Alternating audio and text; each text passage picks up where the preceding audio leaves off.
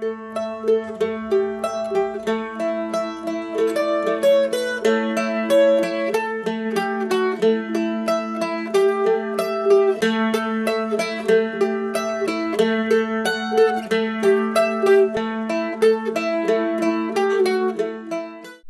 saat Jepara diperintah oleh Ratu Kalinyamat yang tampil sebagai adipati menggantikan Sultan Hadirin, kerajinan seni ukir dapat berkembang begitu pesat. Dan ketika Ratu Kalinyamat mendirikan masjid di desa Mantingan, Jepara, di sejumlah dinding masjid dihiasi relief yang sangat indah.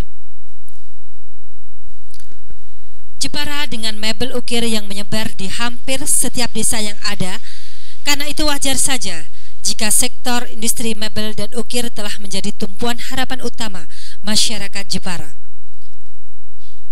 Berdasarkan data terakhir, industri mebel ukir telah merambah 103 desa.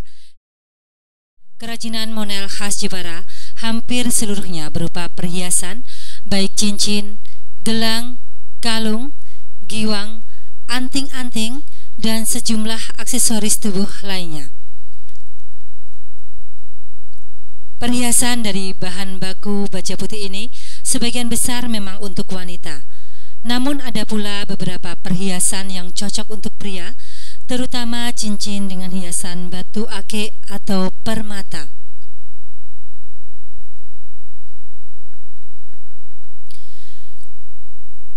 Di kawasan Jepara, sentra kerajinan monel terdapat di Desa Krian dan Robayan. Namun di beberapa desa di sekitar Desa Margoyoso dan Desa Kerasa, banyak pula masyarakatnya yang bermata pencaharian sebagai pengrajin monel. Hingga kini kerajinan monel telah merambah ke 8 desa. Satu hal yang patut dibanggakan, bahwa perhiasan produk monel ini sudah mendapat pengakuan nasional. Salah satu buktinya adalah gelang yang menjadi identitas sejumlah haji Indonesia, diproduksi oleh perajin monel Jepara. Kerajinan monel di Jepara sekarang ditangani oleh 112 unit usaha yang melibatkan 1.100 orang tenaga kerja. Dengan demikian, kerajinan dari bahan baku baja putih ini merupakan hal yang perlu diperhatikan karena dapat mengurangi pengangguran. Kerajinan monel asal Jepara tahun-tahun terakhir dapat mencapai 10.500 unit perhiasan.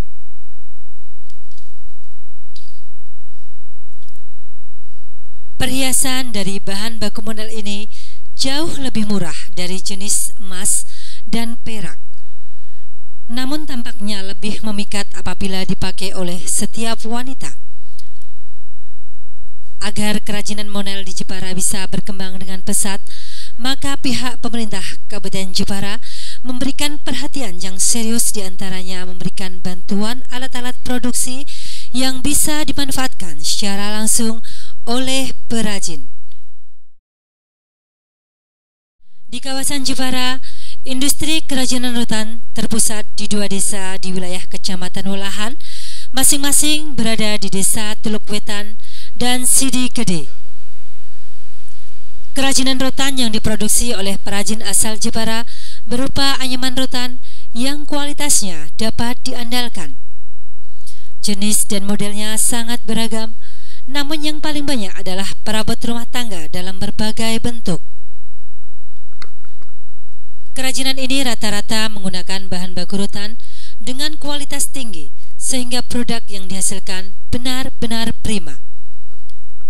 Karena itulah kerajinan rotan asal Jepara selain dipasarkan di berbagai kota di dalam negeri, juga banyak diekspor ke mancanegara, diantaranya Korea, Jepang, Taiwan, Amerika Serikat, Australia, Belgia, Perancis, dan sejumlah negara lainnya di Eropa.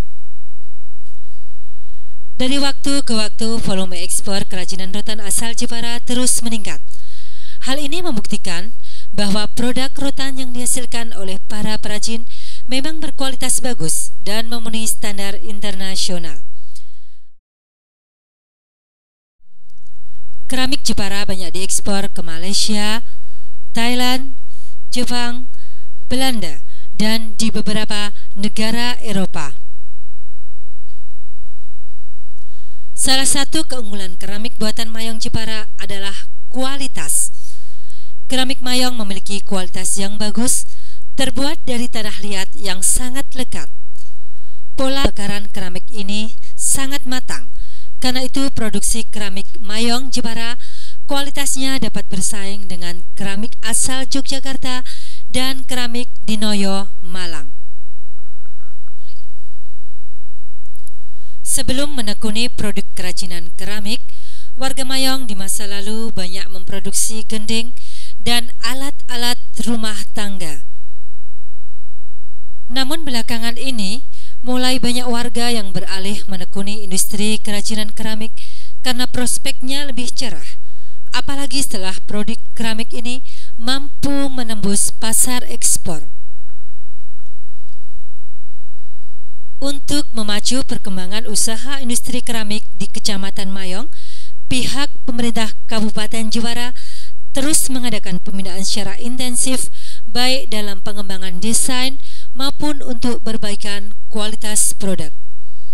Lewat sentuhan dari pemerintah Kabupaten Jepara, produk keramik di Mayong dari waktu ke waktu terus menunjukkan peningkatan yang cukup signifikan. Sekarang kita berada di showroom gapura milik Haji Mukhlisin yang berada di Jalan Raya Desa Troso, Jepara. Showroom ini menyediakan kerajinan khas Jepara, yaitu tenun ikat tenun troso.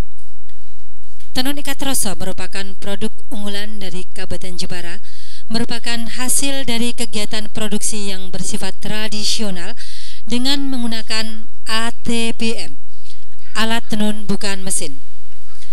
Jadi pengerjaannya dengan menggunakan tenaga manusia dibantu alat tenun sederhana. Namun hasilnya cukup bagus dan tenunannya cukup halus. Dengan bermacam corak dan kombinasi warna yang beraneka ragam, hasil produksi tenun ikat troso nampak unik dan terkesan modern.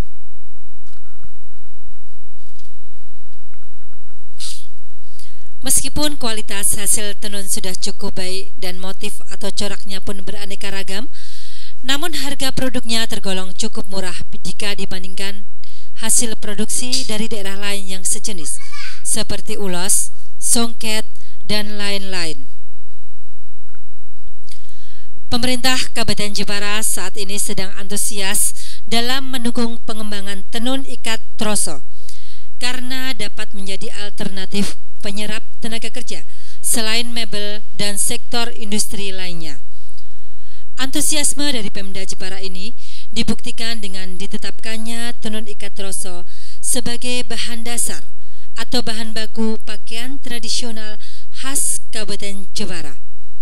Selain itu, seluruh pegawai negeri sipil di jajaran pemerintah Kabupaten Jepara, baik struktural maupun fungsional, diwajibkan mengenakan pakaian dari bahan tenun ikat troso pada hari Kamis dan Sabtu. Saat ini kita berada di sentra kerajinan patung di Desa Mulyoharjo. Desa Mulyoharjo ini terletak 3 km ke arah utara dari pusat kota Jepara, di mana di daerah ini terkenal dengan patung kudanya yang terbuat